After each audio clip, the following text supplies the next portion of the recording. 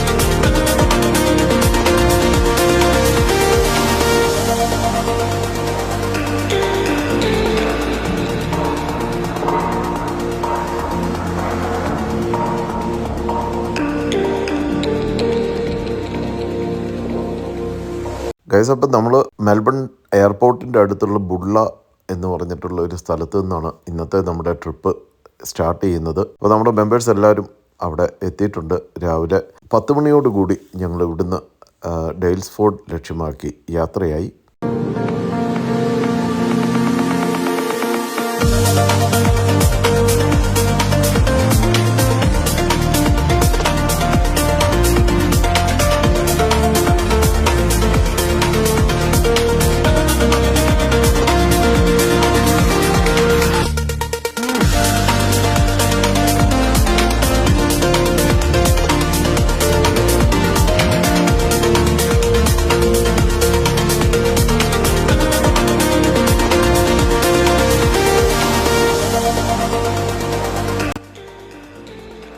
ഇന്നടുത്ത റൂട്ടിൻ്റെ ഒരു പ്രത്യേകത എന്ന് പറഞ്ഞു കഴിഞ്ഞാൽ ഈ കാണുന്ന ഗ്രാവൽ റോഡാണ് കേട്ടോ.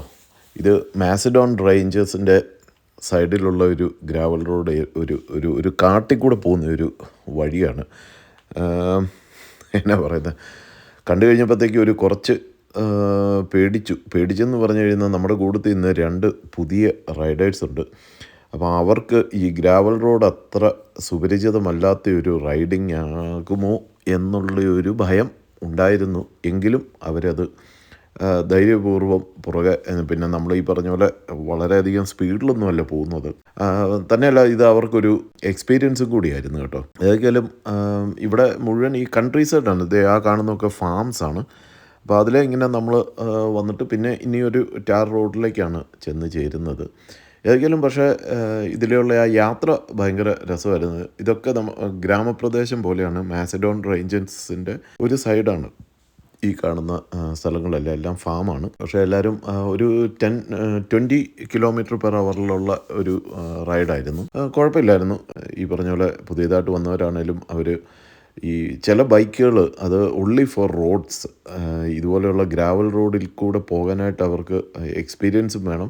ഇപ്പോൾ എൻ്റെയൊക്കെ ബൈക്ക് എന്ന് പറഞ്ഞു കഴിഞ്ഞാൽ ഇതുപോലെയുള്ള റോഡുകളിൽ കൂടെ പോകുവാനായിട്ട് തന്നെ അല്ലെങ്കിൽ അതൊരു ട്രാവൽ ചെയ്യാനായിട്ട് ഇതുപോലെ ഗ്രാവൽ റോഡിൽ കൂടെ ട്രാവൽ ചെയ്യാൻ പറ്റുന്ന ടൈപ്പുള്ള ഒരു ബൈക്കാണ് എൻ്റെയൊക്കെ ബൈക്ക്. ഏതൊക്കെയാലും ആ ചലഞ്ചൊക്കെ ഏറ്റെടുത്ത് നമ്മൾ വീണ്ടും തിരിച്ച് നമ്മുടെ ടാർ റോഡിൽ കയറിയിരിക്കുകയാണ്. അപ്പോൾ ഇനിയിപ്പം ഡെയിൽസ്ഫോർഡിലേക്ക് അധികം ദൂരമില്ല, ഒരു ഏകദേശം 10 കിലോമീറ്റർ കൂടി പോയി കഴിഞ്ഞാൽ ഡെയിൽസ്ഫോർഡ് എത്തും. നല്ല അടിപൊളി സീനറി.